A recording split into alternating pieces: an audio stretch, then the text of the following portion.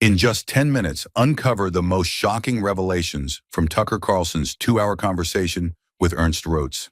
From brutal farm attacks to media cover-ups and government corruption, this eye-opening interview exposes the harsh reality of South Africa today.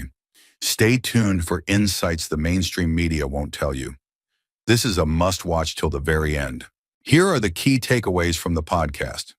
Takeaway 1. South Africa's racial tensions and farm attacks. There has been ongoing violence against farmers in South Africa, with white farmers being the primary victims. Many people argue that these attacks are just part of South Africa's overall crime problem. But evidence suggests that they are politically motivated and encouraged by certain political figures. For example, at political rallies, groups have been heard chanting, "Kill the farmer, kill the Boer." While some leaders claim these are just slogans, statistics show that attacks on white farmers increase after such chants are widely publicized. These farm attacks are not just about theft or robbery. Many involve extreme torture, with victims burned, dismembered, or brutalized in ways that suggest a deeper hatred. The government, however, rarely acknowledges this problem, dismissing it as normal crime rather than an issue of targeted violence. Now let's move to the next takeaway. Takeaway 2, the role of the government in land expropriation. The South African government has passed laws that allow it to seize private land without compensating the owners. The official reason given is to correct the historical injustices of apartheid, where Black South Africans were denied land ownership. However, in reality, these land seizures are almost entirely focused on white farmers, regardless of whether their families owned the land legally for generations. For example, even when Black farmers decide to sell land to white buyers, the government steps in, claiming that this reverses progress and should not be allowed. Instead of redistributing land to experienced farmers who can keep food production stable, land is often handed over to politically connected individuals with no farming experience. This has led to failed agricultural projects and food shortages. Zimbabwe followed a similar path, where land expropriation led to economic collapse and widespread hunger. Now let's move to the next takeaway. Takeaway 3, media silence and misrepresentation. Western media largely ignores or misrepresents the situation in South Africa. When reports of farm murders, land seizures, or racial tensions emerge, the media either remains silent or accuses those speaking about these issues of spreading white supremacist propaganda. For example, after Tucker Carlson discussed the farm murders in 2018, CNN sent a reporter to interview Ernst Roets.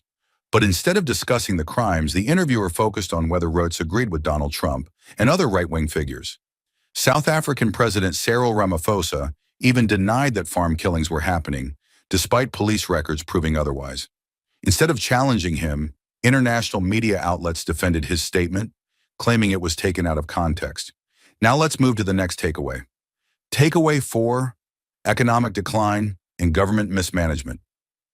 South Africa was once the most developed country in Africa, with modern infrastructure, a strong economy, and nuclear technology.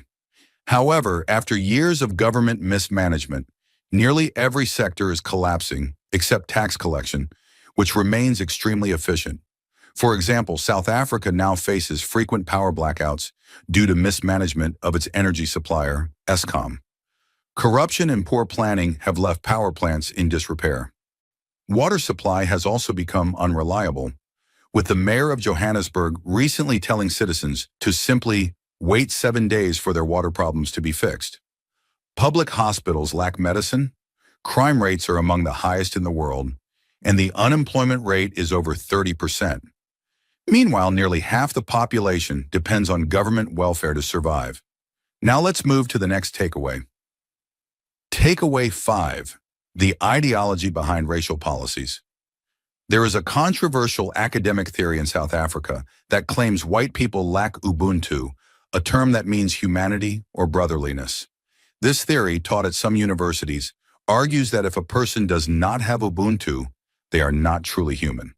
Some radical activists use this idea to justify violence against white people, claiming that killing them is not an act of murder, but rather a form of justice. For example, a video recently went viral of a South African speaker saying that white people are subhuman and deserve to be removed. This kind of rhetoric is not just coming from extremists, but is promoted in certain academic and political circles.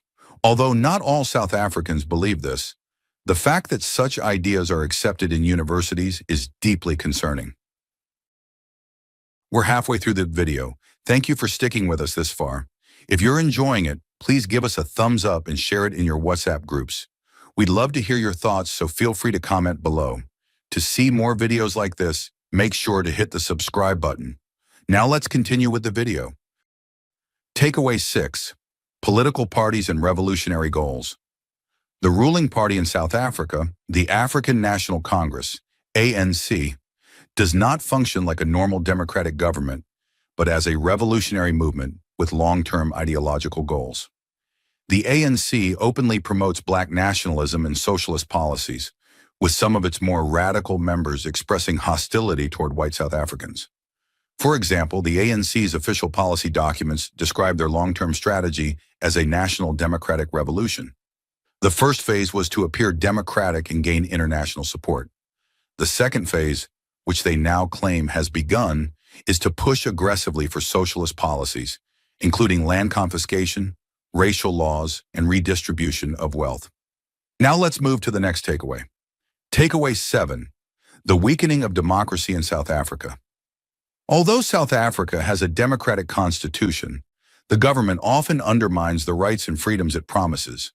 Laws are selectively enforced, and courts have ruled in favor of racially inflammatory statements while punishing those who criticize government policies.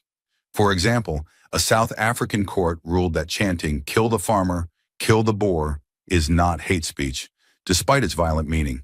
However, people who speak out against government corruption or racial policies have faced legal action, censorship, or even accusations of treason. Now let's move to the next takeaway. Takeaway 8. The decline of national unity and growing division. South Africa is not a single unified country, but a mix of different ethnic groups with their own identities and interests. The political system tries to force everyone under one government, but tensions between these groups are increasing. For example, the Afrikaners, a white ethnic group with deep roots in South Africa, feel they are being marginalized.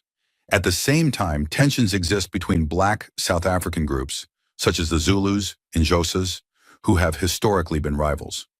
As a result, some groups are isolating themselves, with Afrikaners even discussing the possibility of creating their own self-governing region. Now let's move to the next takeaway. Takeaway 9. The West's role in South Africa's problems. Western countries played a major role in placing the current South African government in power. International sanctions, boycotts, and political pressure helped dismantle the old regime, but Western nations have since ignored the negative consequences. For example, during the 1990s, American and European governments strongly supported the ANC, believing it would create a fair and just society.